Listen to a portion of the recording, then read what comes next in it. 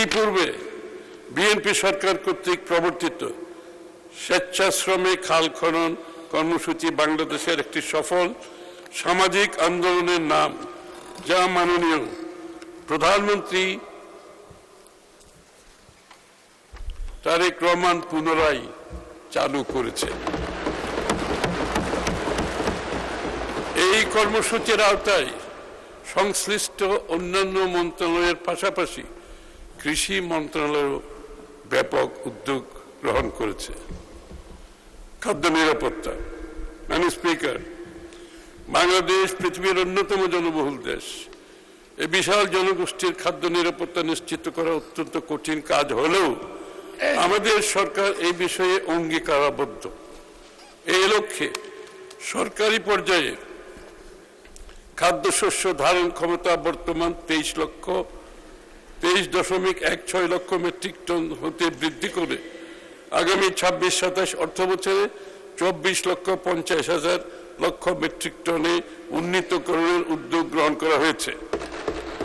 25-26 অর্থ বছরে খাদ্যশস্য সংগ্রহের সংশোধিত লক্ষ্যমাত্রা 38.19 লক্ষ মেট্রিক টন, 38.19 লক্ষ মেট্রিক টন, যা 2026-27 অর্থ বছরে 41 লক্ষ মেট্রিক টনে উন্নীতকরণের পদক্ষেপ গ্রহণ করা হয়েছে।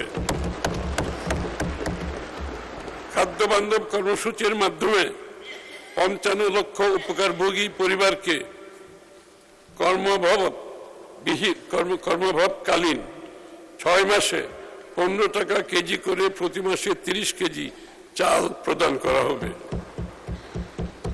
সারা দেশে 1000-এর বেশি বিক্রয় কেন্দ্রের মাধ্যমে ভর্তুকি মূল্যে চাল ও আটা সরবরাহ রাখা হয়েছে। চালের বাজার নিয়ন্ত্রণ রাখতে 419 উপজেলায় অতিরিক্ত ওএমএস কার্যক্রম চালু করা হয়েছে। এই কর্মসূচির আওতায় প্রতিদিন ভর্তুকি মূল্যে প্রতি কেজি চাল 30 টাকায় বিক্রি করা হচ্ছে। খাদ্যশস্যের বাজার দর পর্যবেক্ষণে অনলাইন মনিটরিং ব্যবস্থা চালু হয়েছে। মৎস্য ও পানি সম্পদ। মাননীয় স্পিকার, নির্বাচনী ইশতেহার বাস্তবায়নে মৎস্য ও পানি সম্পদ খাতকে আমরা জাতীয় অগ্রাধিকার হিসাবে নির্ধারণ করেছি।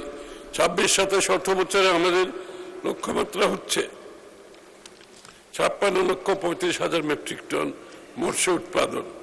সুলভ অর্থনীতির উপর গুরুত্ব আরোপ করে 2030 সালের মধ্যে মৎস্য রপ্তানি আয় $1 বিলিয়ন উন্নীত করার লক্ষ্যে নির্ধারণ করা হয়েছে।